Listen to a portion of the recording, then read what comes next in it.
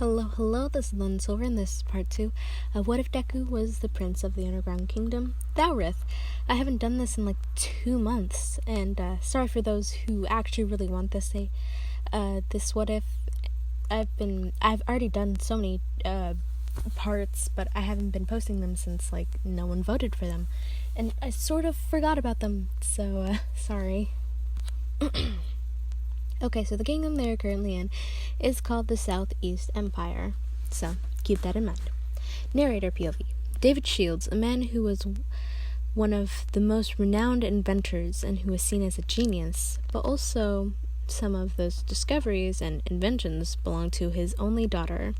And by coincidence, his daughter met the most powerful and mysterious kingdom of all 9 continents, and has never let any outsiders come in, and not even the king of their own empire, which is one of the top 5. Yet she got invited to their kingdom as a guest, and led to this kingdom where no outsiders has laid their eyes on, and only the king, who had discovered the kingdom by coincidence, only got a glimpse of this mysterious kingdom. David stood up and ran over to his daughter and yelled, "Wait, they gave you an invitation letter?"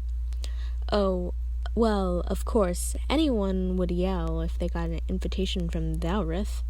His daughter, with a smile, says, "Yes!" David then hugged his daughter for doing such a good accomplishment and says, "I haven't opened it yet, and I want to open it with you." David calmed himself and sat down with his daughter to see what was written in the invitation letter. "Dear Miss Melissa, your warm welcome and acknowledgement impressed me. I am one of the 3 kings of Thouryth, and have taken an interest in your knowledge and your life, you could say. So, I have invited you to my kingdom. Also, if you wish to invite others, such as your father or someone else who is close to you, you may do as you please. You may come on the 27th of this month. I hope to see you there, Lady Melissa. Sincerely, King Rembu." Melissa's eyes light up with excitement and says, "Yay, Dad can come too!" David nodded in excitement and said, "And that's only in 4 days, so we have a bit of time to organize everything before we go." Melissa ran out back to get ready for the day in 4 days. Tommy's POV. We walked out and I asked Rambo, "Why did you give the girl the invitation?" He replies, "Oh, she was nice and I felt bad for her, so I think it would be nice to have someone else to visit. Could visit." I sigh and say, "I hope this is the only invitation that you give someone, because you don't know who they could be."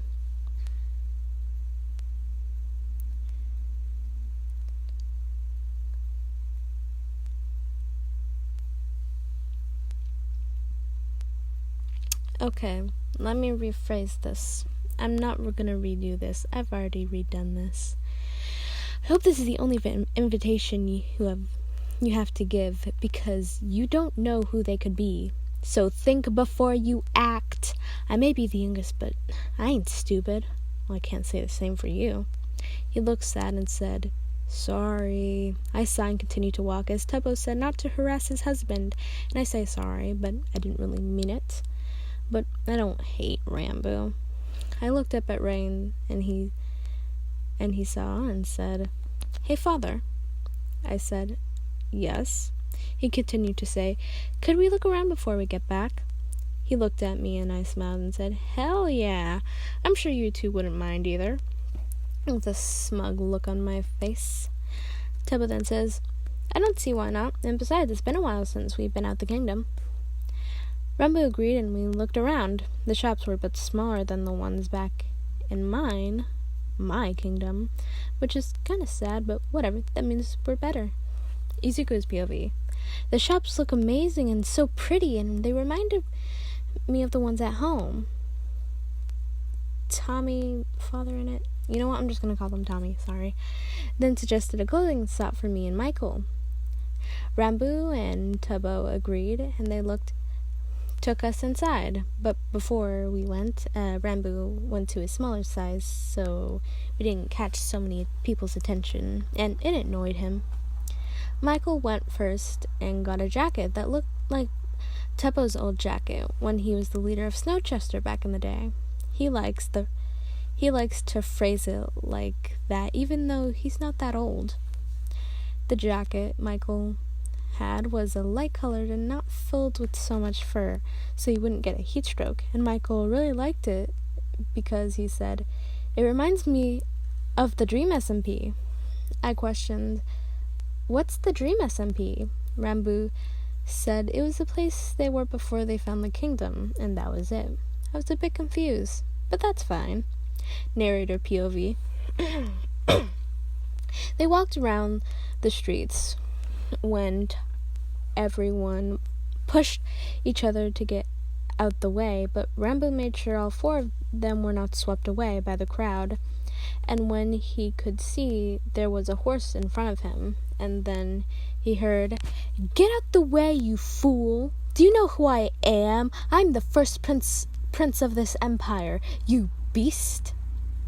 He then sees it's the son of the kingdom. He smirks and says, "Why, hello there, Sir Arthur. We have met before." The man looks at Rambo questionably and says, "Why, hello there," and says, "Do I know you?" Rambo then says, "Yes, we have met before. Let me introduce myself." Rambo then slowly turns into his 8'7" form, towering over the horse and the prince, and says, "I am Rambo, one of the kings of Thouryth. So I suggest you don't raise your voice at me, boy." He stared down at the prince, and he shaked in his boots, and his horse looked like it would collapse at the sight of Rambo, but stayed, but not for long. Prince Arthur then says, I'm sorry, I didn't recognize you."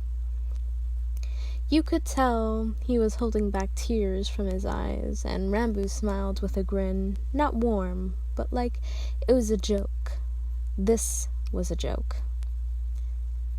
"Next time, don't do that." He then says, "I accept your apology, but for insulting me, we shall have a talk with your father in the future. So I hope you haven't been doing this often, young prince." A smile crossed his face, but with a calm and strong aura, like this was a warning, as if he could have done more than he did, but the king of the kingdom they were known was to be ruthless, and had an iron fist when it came to his allies and connections, and if the Prince Arthur would have done anything farther, he would have broken the allyship they have mended, and would have caused something such as a war. He shuddered at the thought of his father being angry, let alone with someone of another country. What punishment would he be getting when this man leaves? Rambo then says, "Well, we should be on our way. Goodbye, Prince Arthur." Rambo then shrank to his 6'6" self and went back to his sons and husbands and friend and says, "Sorry for the interruption. Now shall we get back to shopping?" His younger son cheers, and his older son cheers, but in a monotone voice that was sort of like a certain blood god he used to know back in the days. He smiled at the thought of the familiar voice and memories of the man, but he then shook off the thought, and then took his son's hand and walked around when he found a toy shop and entered, and was full of cool items that were powered by magic. Izuku runs to a small toy dragon that was like Bello. It's the dragon's name that guards the vault that was mentioned before. He then took the dragon toy and runs up to Rambo and say, "Rambo, can I have this?" He then says, "Of course." He hugs the toy and waits for Michael to get his toy. After a bit, Michael picks out a chicken toy that looks like his pet one, and Rambo buys it and heads outside of the kingdom. But before that, they were stopped by a soldier. They were stopped by a soldier, who soon introduced themselves as one who shall escort them to the castle. And then Rambo remembers the conversation he had with the prince. They go with him. Taboo's POV. Yes, we are switching a lot because I like POVs.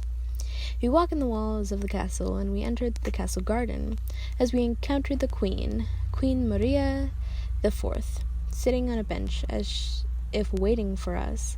As she stands and greets us, "I am Queen Maria the Fourth. It's an honor to meet you in person." She then puts out her hand, and Tommy goes and kisses her on her hand and says, "It's an honor to meet you too, Queen Maria the Fourth, as it is very pleased to meet her queen herself in person."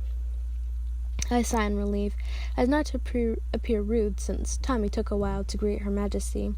If you are a bit confused, let me explain.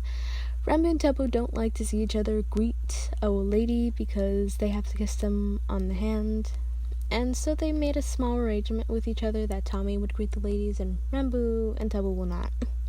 Tommy then says, "Well, then, could you lead the way?" The Queen then says, "Of course, I'll lead the way."